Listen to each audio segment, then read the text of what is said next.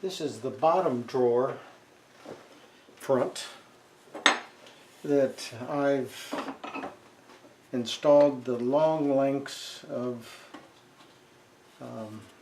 ebony cock bead to the top and bottom edge, and then there'll be another piece of ebony cock bead that goes on the ends. This is just after I've glued this. Then there is quite a bit of cleanup to get the glue out of the in this area down here, and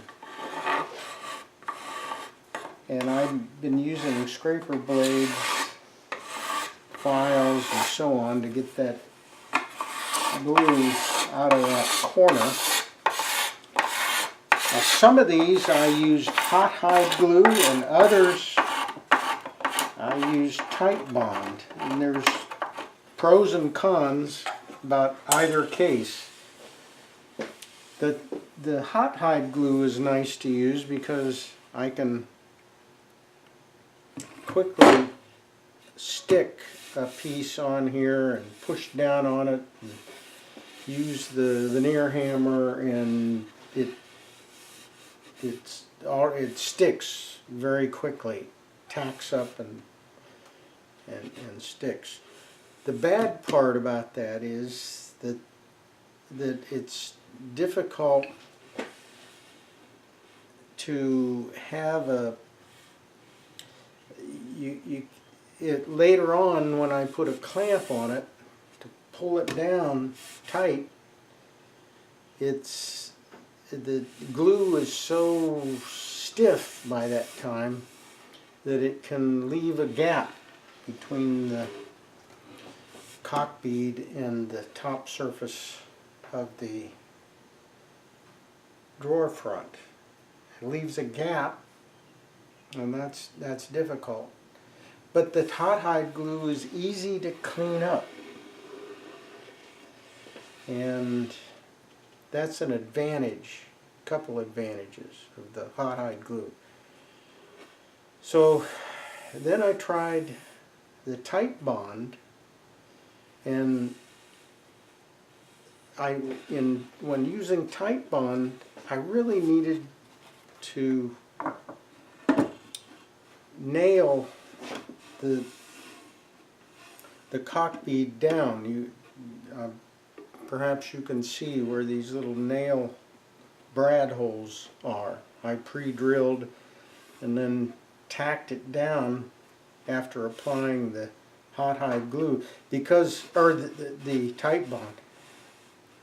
The tight bond doesn't tack and hold like the hot hide glue, so when you try to put clamps on it, it tends to shift in position, so the brads prevent the shifting. I do get a better seal and less of a gap with the tight bond. So that's an advantage of the tight bond. But the disadvantages are that it tends to shift when you clamp it, and so it needs to be tacked down. Now, after gluing it, then there's quite a bit of cleanup involved.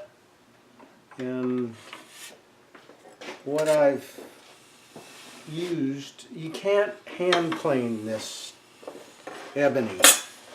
For some reason, this ebony is so varied in grain structure and direction that it just, no matter how sharp I make the planes, it tears out.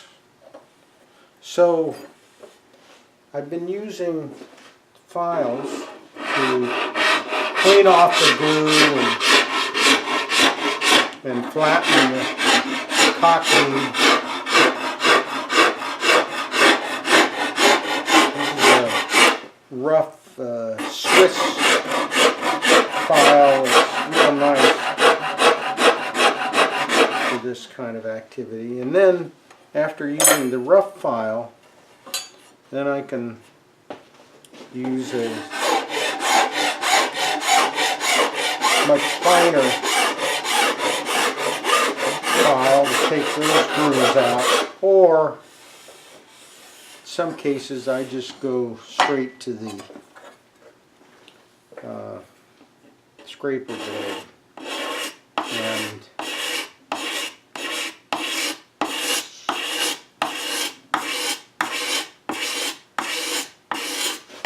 And this works faster,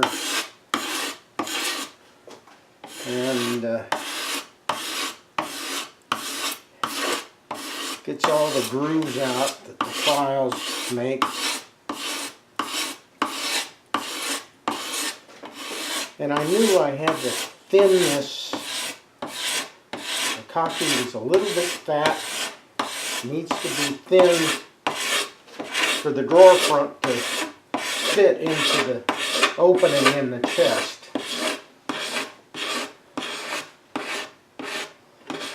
Also, this particular piece of ebony has some discoloration, so I'll end up using lamp black and shellac to recolor some of these little pieces.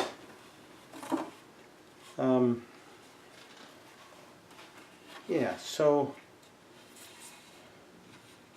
both of these surfaces have been scraped now and they're smooth, and I'll test it in the opening to see if it fits and go back and forth with the scraper blade to take more off to get it to enter into the opening and locate where it is high and thick and in the tests, and then bring it back here and do more scraping. So that's the back and forth activity of getting this to fit into the drawer opening.